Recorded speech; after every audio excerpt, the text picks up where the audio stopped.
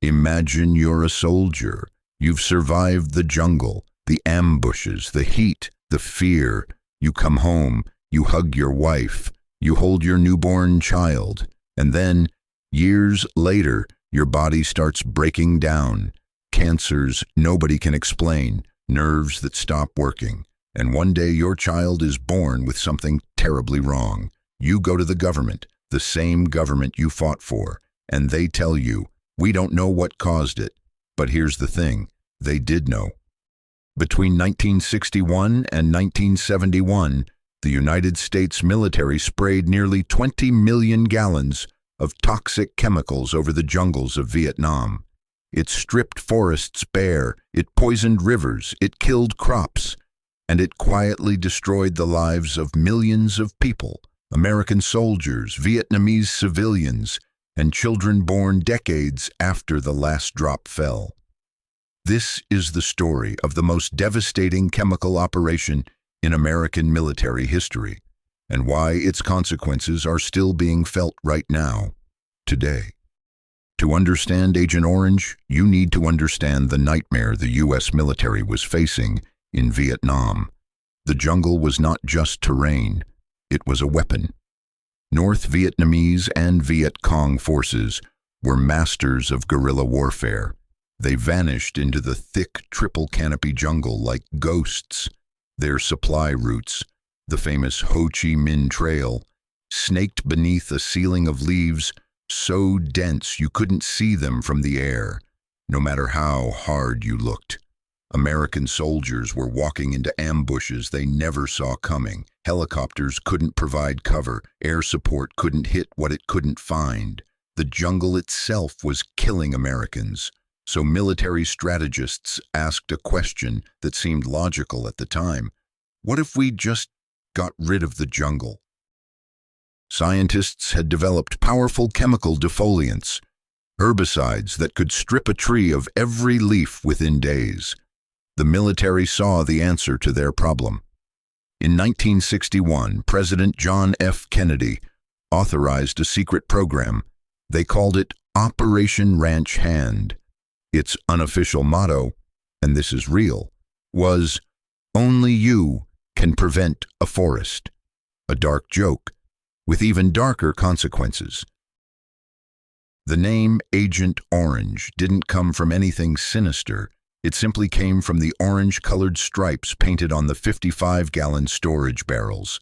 There were others, Agent Blue, Agent White, Agent Purple, but orange was by far the most widely used and the most deadly. At its core, Agent Orange was a mixture of two herbicides, chemicals designed to kill broadleaf plants fast. On its own, that would have been destructive enough, but there was a hidden catastrophe buried inside the manufacturing process. TCDD-dioxin, one of the most toxic man-made substances ever created. When one of the key ingredients was manufactured at the speed and scale the military demanded, it produced a toxic byproduct that almost couldn't be removed with the technology of the time. It was called dioxin, specifically TCDD. You can't smell dioxin, you can't taste it, you can't see it. But inside the human body, it is catastrophic. It binds to cells, it shreds the endocrine system, it triggers cancer, and most terrifyingly, it damages DNA in ways that pass down through generations. Your exposure, your child's birth defects, your grandchild's illness. The companies producing Agent Orange, including Monsanto and Dow Chemical, were aware of the dioxin contamination. They kept manufacturing 19 million gallons, over 5 million acres, the largest use of chemical warfare agents in the history of human conflict. The aircraft chosen for the job was the C-123 Provider, a military transport plane refitted with spray tanks and nozzle systems capable of blanketing enormous stretches of jungle in seconds. Pilots flew low, sometimes just 150 feet above the tree line, releasing clouds of chemical mist that drifted down through every leaf, every branch, every drop of water below. Over a decade, the U.S. military flew more than 19,000 defoliation missions, and it worked, visually. Within weeks, lush green jungle turned brown and skeletal. Trees went bare. The canopy that hid enemy supply routes was ripped open. From 10,000 feet up, it looked like victory. But the chemical didn't just fall on trees. It fell on rivers, on rice paddies, on crops that Vietnamese farming families had tended for generations. It fell on villages, on children playing outside, and it fell on American soldiers who were never told what they were walking through. Many were told the spray was harmless. Some marched through freshly sprayed jungle. Some drank from streams running with contaminated water. Some loaded and handled the barrels with bare hands.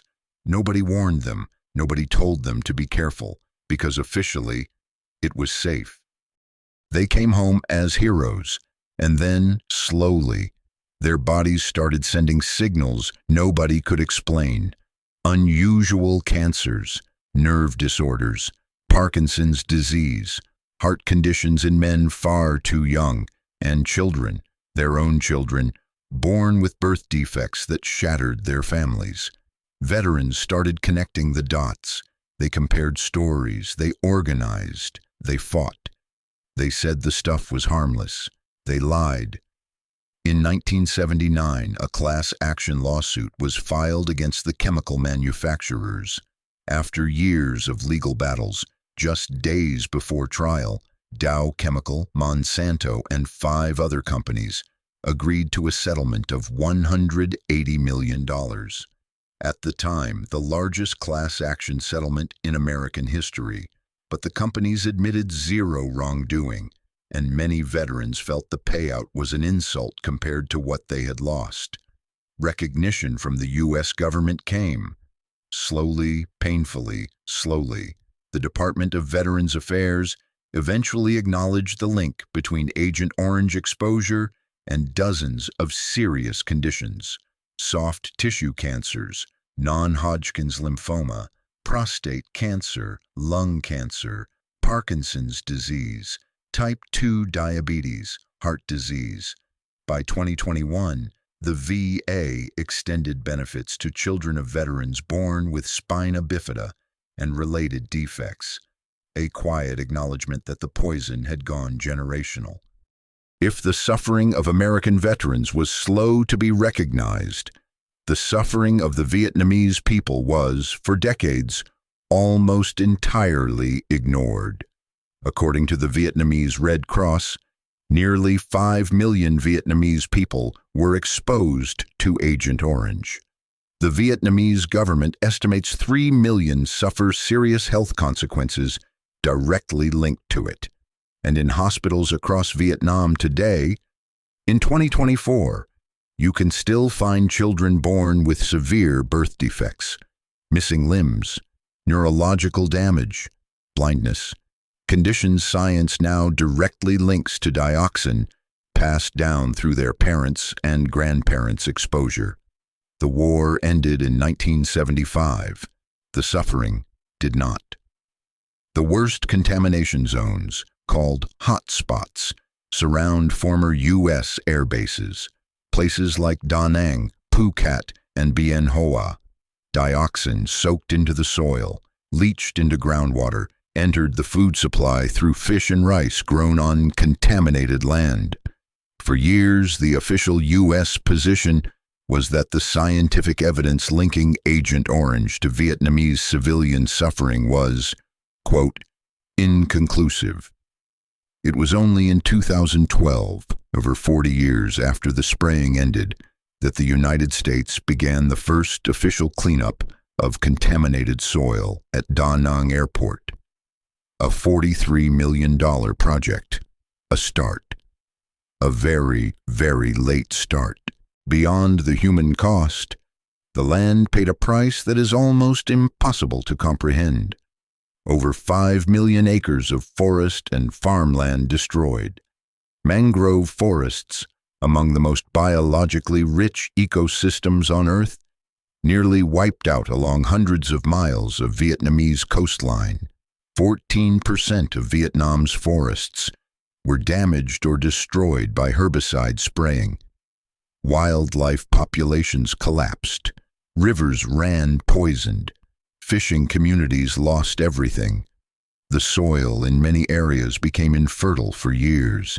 Vietnam has spent decades replanting millions of trees, slow, patient recovery, but some ecosystems have never fully come back. And in the hot spots, dioxin still sits in the earth, silent, invisible, waiting. Agent Orange forces us to ask questions that are deeply uncomfortable and deeply important. When does military necessity justify exposing your own soldiers to substances known to be dangerous? Who bears responsibility? The soldiers following orders, the generals approving the program, the politicians authorizing it, or the corporations manufacturing and selling it with full knowledge of what was inside? And when the bill comes due, decades later in the form of cancer wards and birth defect clinics, who pays it? In 2021, Congress passed the PACT Act, the most significant expansion of veteran health benefits in decades, covering toxic exposure including Agent Orange. Veterans advocates called it long overdue. Many said it still doesn't go far enough. The men and women who served this country trusted that the people sending them into that jungle would protect them. That trust was broken.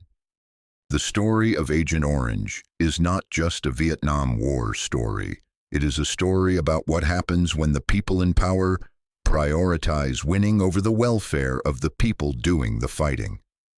American veterans came home from that war as heroes, and then spent the rest of their lives fighting a second battle, not against an enemy in a jungle, against their own government, against corporations, against a system that found it easier to say, "We're not sure," than to say, "We were wrong."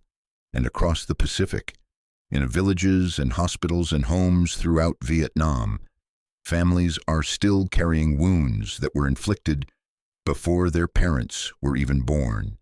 The last drop of Agent Orange was sprayed in 1971. More than 50 years later, the consequences have not ended. For the veterans still sick, for the Vietnamese children still being born into suffering, for the soil that still holds the poison, the least we can do is remember. Share this video, because these stories deserve to be heard.